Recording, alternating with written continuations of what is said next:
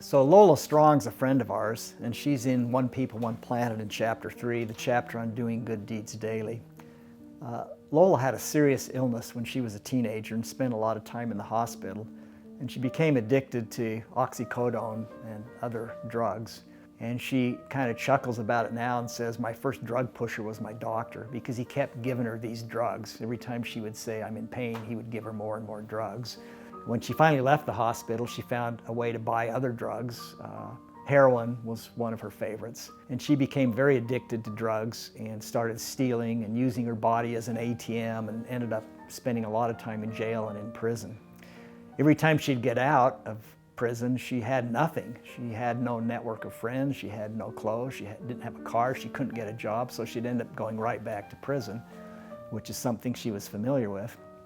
She was given a chance to go to Delancey Street, which is a rehabilitation center, and she really completely changed her life. She was scared to death that she couldn't be anything different than she had been.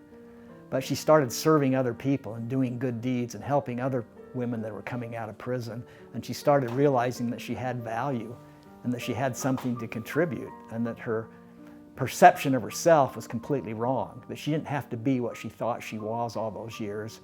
And now she's directing a center in Denver, one of the most successful rehabilitation programs for drug addicts and convicted felons and homeless people. And she says it's all because she started doing good and doing good deeds. And she said, a career of service is the best career you can ever have. And she encourages everyone to quit thinking about self and start going out and doing things for other people. And it can really pretty quickly turn our lives around. You can learn more about Lola and other amazing stories in One People, One Planet and on our website in our training program.